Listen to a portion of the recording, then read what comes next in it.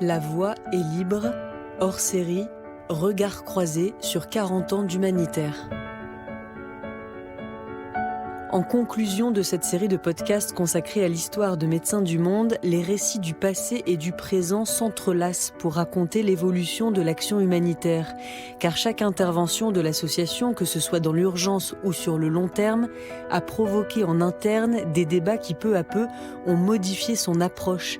C'est cette métamorphose que vous allez nous raconter tous les deux. Bonjour Alain Deloche. Bonjour. Vous êtes le cofondateur de Médecins du Monde, dont vous avez été le président de 1984 à 1987. Bonjour Philippe de Botton.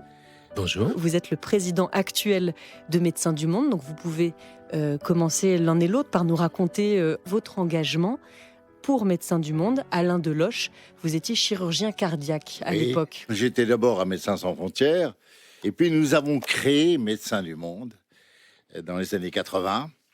C'était un autre monde. Très peu de professionnalisation, beaucoup de bénévoles, beaucoup de volontaires, en majorité. Certains étaient un peu marginaux, non, Philippe? Tout à fait, absolument. En tout cas, un peu décalé comme soignant, en tous les cas. Dernier problème, et puis Philippe fera le commentaire, il y avait un problème d'argent. On partait avec un sac à dos, avec une malle, avec quelques instruments de chirurgie. C'était quand même l'aventure pour l'aventure. Et ce qui est important aussi, c'est que c'était beaucoup, au départ, de médecins hospitaliers. Donc c'était quand même, entre guillemets, relativement plus simple de partir, d'avoir des congés, de prendre une disponibilité, etc., de quelques jours, etc. Alors que moi, quand je suis rentré, on était assez peu de médecins libéraux. Et j'avais des enfants, une famille, etc. Et donc, je voulais faire quand même de l'humanitaire, comme on dit à l'époque, mais je m'étais dit, je pouvais pas partir comme ça, 3 mois, 4 mois en mission. Et donc, j'avais envoyé une lettre manuscrite à l'époque au docteur Jacques Lebas, qui était président à l'époque de Médecins du Monde. Et il m'avait répondu, lui-même, il m'avait envoyé une lettre en me disant, écoutez, oui, on cherche des personnes, etc. Allez rue du Jura, il y a la Mission France. Exactement, dans le 13e arrondissement, il y a la Mission France. Et c'est comme ça que l'aventure a commencé. On était parti vraiment pour 6 mois. Hein. Ça a été inauguré par François Mitterrand et c'était vraiment pour l'hiver. Et en fin de compte, ça a continué. On y est toujours. On a autant de programmes. Et malheureusement, la situation ne fait qu'empirer et se dégrader. Mais en tout cas, pour revenir sur le bénévolat, c'est vrai que c'est très important le bénévolat, parce que c'est ce qui fait un peu la marque de fabrique actuelle de Médecins du Monde, parce que nous avons toujours des bénévoles. À l'heure actuelle, il y a environ 1800 à 2000 bénévoles sur les missions France. Ouais. Je reviens quand même sur la mission France, qui était un cap énorme pour Médecins du Monde. Et c'était un cap, pourquoi? Parce qu'on avait là le début d'une identité. Nous avons été précurseurs en la matière. Au départ, comme nous étions un petit noyau à créer la Mission France, on pensait que la Mission France aurait été dédiée aux réfugiés, aux sans-papiers. C'était un petit rez-de-chaussée. Et on a fait un dispensaire, comme en Afrique. Et on ouvre un lundi. Coup de sonnette. On ouvre, c'était un Français. Alors on dit, vous êtes trompé d'étage. Et en fait, il ne s'était pas trompé d'étage, il était venu par Emmaüs, etc. Deuxième coup de sonnette, re-français. Et troisième coup de sonnette, un réfugié zaïrois. Mais quand on a vu les Français arriver, on s'est dit, quel est le problème? C'est pour ça que quand je vous disais qu'on cherchait une identité, moi j'avais vu Kouchner un matin, je me rappelle, avant 86, et je lui ai dit, je crois Bernard qu'on va fermer. Il n'y a plus d'argent. On n'était pas présent en Éthiopie. Et j'ai dit, Bernard, on arrête. Il m'a dit, Alain, quand même. J'ai dit, la loi des chiffres. Vous, Alain Deloche, vous voulez insister sur le manque de moyens de l'organisation. Comment ça se faisait ressentir, à l'époque, bien sûr, comment ça se faisait ressentir dans vos missions à l'international? On pouvait y aller pour témoigner, pour soigner dans un petit hôpital, etc. Quelques personnes. Mais en termes de logistique, comment gérer un sac à dos? Ça allait. Mais avoir un container et avoir des moyens pour être quand même efficace, eh bien, on a mis du temps et il a fallu beaucoup d'énergie. Philippe de Botton, comment tout ça a évolué en 40 ans? Ça a beaucoup évolué. Il faut savoir que les ONG, c'est un marché maintenant. C'est un marché de environ 27 à 30 milliards de dollars. Donc, il y a des ONG anglo-saxonnes qui sont à 1,5 milliard, 2 milliards de budget. Donc, j'allais dire, c'est un business. Et donc là-dessus, parce qu'il faut qu'on reste présent au plus près des populations civiles, au plus près des terrains, donc il faut qu'on trouve en fin de compte une sorte d'équilibre entre une professionnalisation qui est de toute façon obligatoire et nécessaire, et aussi de garder une certaine identité, de garder une certaine... En fin de compte, ce qui caractérisait l'époque d'Alain et de Bernard Kouchner et des autres, c'est une sorte d'utopie. Et cette utopie, moi, c'est ce qui m'a fait rester Médecins du Monde, parce que l'utopie, malgré les contraintes sécuritaires, etc., tout ce qu'on sait sur le monde actuel, cette utopie reste encore possible à Médecins du Monde, parce que on n'a pas voulu grossir trop. C'est-à-dire qu'il faut trouver l'équilibre entre le fait d'avoir une croissance pour avoir des moyens dont parlait Alain, et le fait de garder une vraie indépendance. Et notre indépendance, elle vient de la collecte, elle vient de la générosité du public, qui fait qu'on n'est pas uniquement dépendant des bailleurs ou des fondations privées. Alors pour obtenir des moyens, il a fallu mettre des moyens, par exemple dans la communication, dans toute une sorte de bureaucratie. Comment vous avez vu évoluer ça? Alain Deloche a dû vous faire bizarre. J'ai vous vu avez peu connu à peu le tournant obligatoire, parce que moi je suis un rêveur pragmatique. J'ai tout de suite vu, et nous étions quelques-uns à voir qu'il fallait se donner ces moyens, les moyens financiers. Je crois qu'on peut saluer les donateurs qui ont répondu et qui répondent toujours. Tout à fait.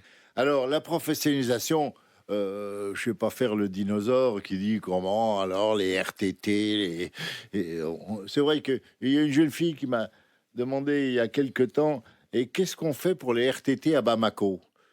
Alors là, je me suis senti très vieux tout d'un coup, et j'ai dit on va étudier cette affaire qui me paraît importante. Bon, mais c'est comme ça. Je ne suis pas critique, puisque je pense que c'est un fait établi.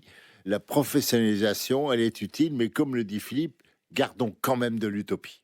Et il y a aussi un élément qui est très important à mon avis, c'est que les ONG, en particulier Médecins du Monde, mais pas que, sont devenus beaucoup des ONG. On a un plaidoyer qui est très fort pour l'accès aux droits. Ouais. Mais ceci étant, c'est pareil. Il faut trouver. Nous restons quand même une ONG de santé, de soins. Ouais. C'est fondamental. Il y a des gens. Il y a Amnesty qui fait du plaidoyer. Il y a Oxfam qui fait du plaidoyer. Nous sommes avant tout des soignants. Des soignants au sens large du terme, le prendre soin, le care. Et donc ça, il faut pas. Je dirais pas qu'on est démédicalisé, bien au contraire, mais il faut rester très vigilant. D'autant plus qu'il y a des sociétés civiles locales, parce que maintenant les pays africains, asiatiques, etc., ils ont leurs médecins, ils ont leurs infirmières, ils sont souvent très bien formés, ils n'ont pas besoin obligatoirement de nous.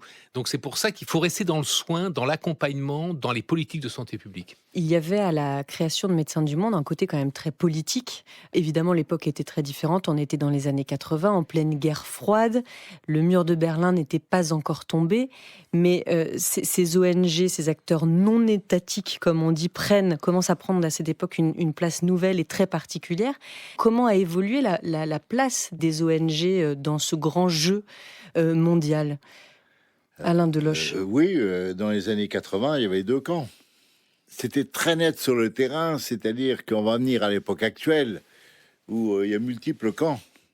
C'est nos problèmes de sécurité ou d'insécurité existaient, mais c'était plus clair.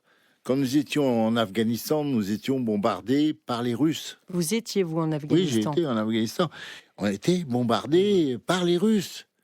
Et c'était clair. Ce que je vois, et surtout pour les domaines de sécurité, Philippe le sait très bien, maintenant, l'ennemi est invisible. Depuis quelques années, nous sommes devenus une cible. Tout à fait. Et ça change la donne. Vous n'étiez pas une cible en Afghanistan. Vous ne vous êtes jamais été protégés par les Moudjahidines. On était une cible pour les Russes. Mais c'était clair. Il y a les hélicos russes au-dessus de nous. Et il y a même des messages des Russes qui écartez-vous parce que nous allons attaquer demain. Philippe de Botton. Oui, c'est-à-dire qu'il y a donc des accès humanitaires qui sont maintenant bloqués. L'humanitaire n'est plus sanctuarisé. Il y a une contradiction, c'est-à-dire qu'à la fois, je pense que les humanitaires ont permis en 40 ans ou en 50 ans de faire avancer les droits. Vraiment, je pense qu'on a mis la lumière sur les droits des femmes, sur la pauvreté, etc. Mais d'un autre côté, on a une perte d'influence. Je veux dire, l'humanitaire ne règle pas le problème en Syrie, le problème au Yémen. Les décideurs politiques se foutent royalement de ce que pensent Médecins du Monde ou Médecins sans frontières ou d'autres ONG, même des plus grosses. Alors que vous avez été davantage écouté par le passé, Alain Deloche? Je crois quand même, oui.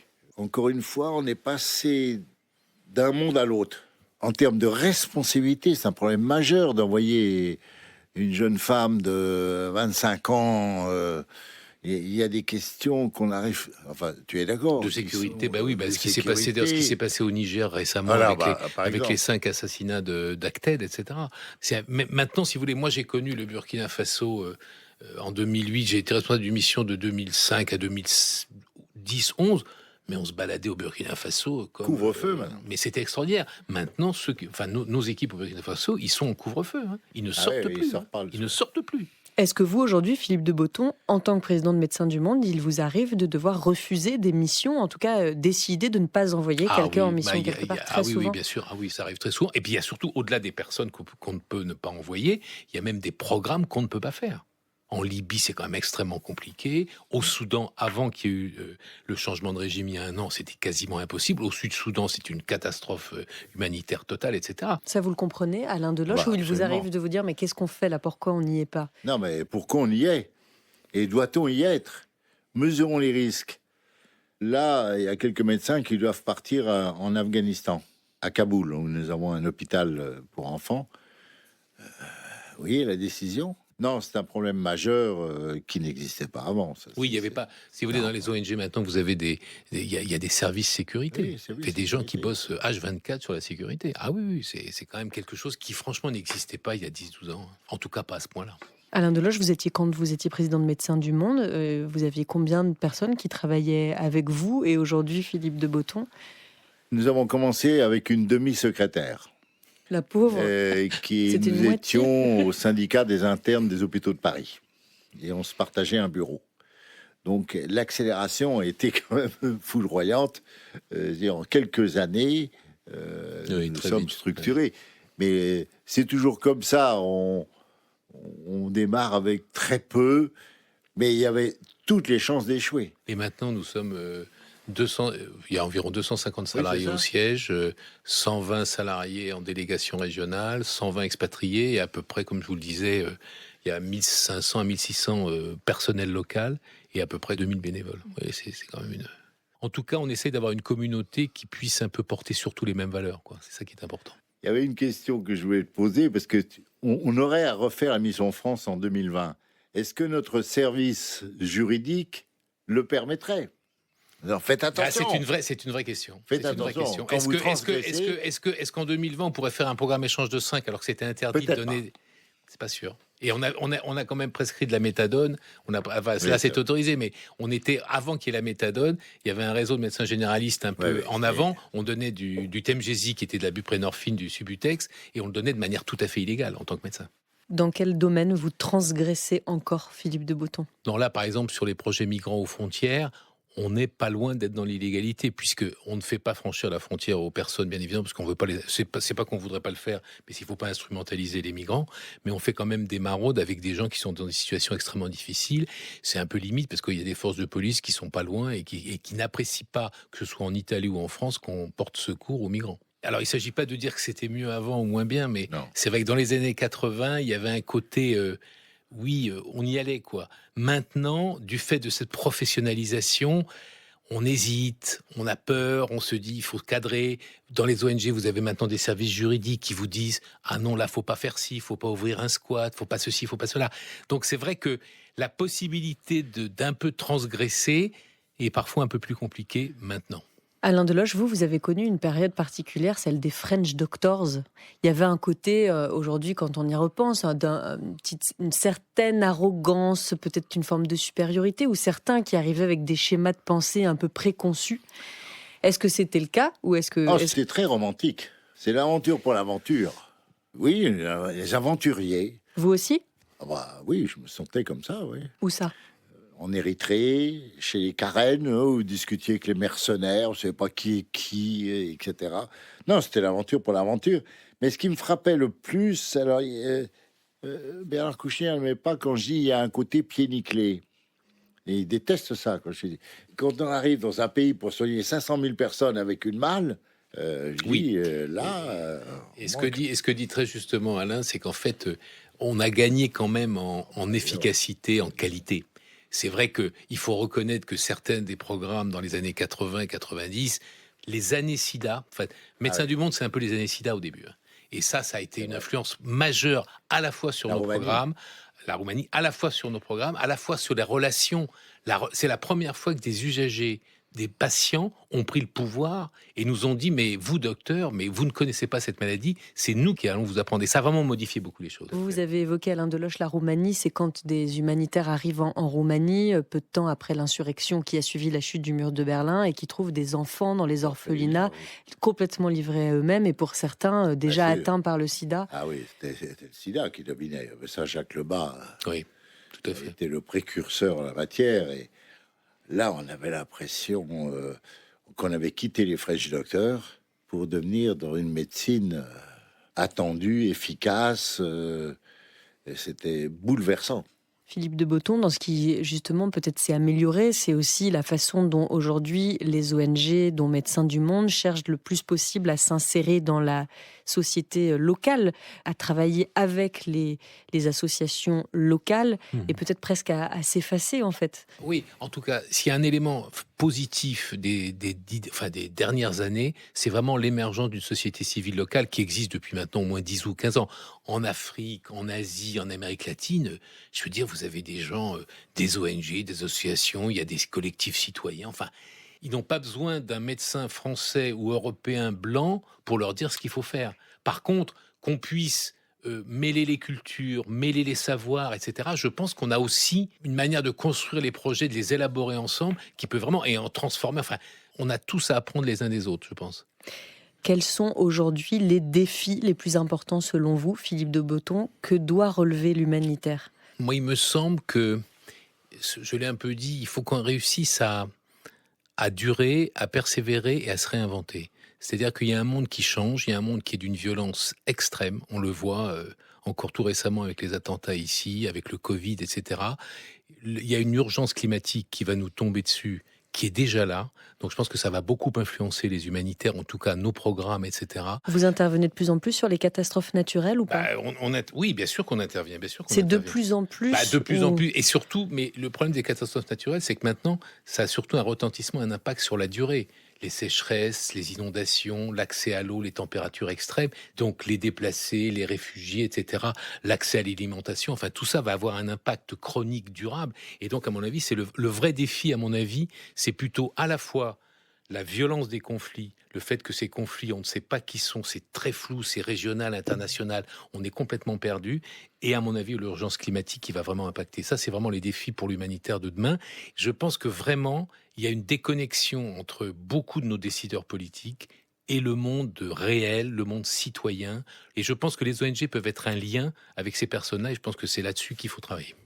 Alain Deloche, par rapport à un repli nationaliste aussi qu'on peut constater en Europe, avec des pays comme la Hongrie qui ont beaucoup de mal à travailler, à faire travailler, en tout cas à faire confiance aux ONG, à la montée de la xénophobie, aussi en Europe.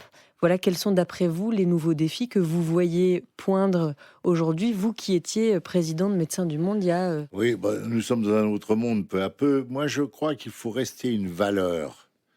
Ce qui me frappe le plus, et on n'en a pas parlé, c'est que nous restons une valeur refuge pour les jeunes. Pas seulement les jeunes médecins, mais je vois que ça gagne beaucoup de personnes qui, au fond, pensent que c'est une valeur. C'est important dans une société. On porte une valeur, il faut la garder. Donc les valeurs se perdent, en tout cas. Voilà, et on sent le danger. C'est vrai que je fais de l'humanitaire... Il y a 40 ans, on dit, quel est votre problème ?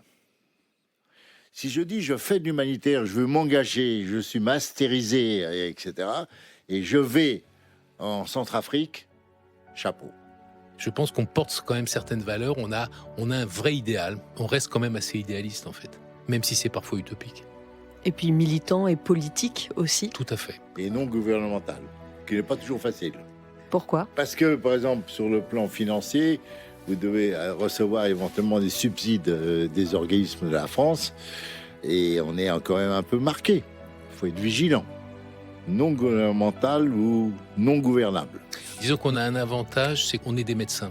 Oui, c'est vrai. On est encore un peu protégés du fait de notre statut en gros de médecin. Est-ce que ça va durer ? Je ne sais pas. Merci beaucoup Alain Deloche et Philippe de Botton. Alain Deloche, on n'a pas dit que vous avez aussi fondé l'association La Chaîne de l'Espoir. Merci. Merci à vous.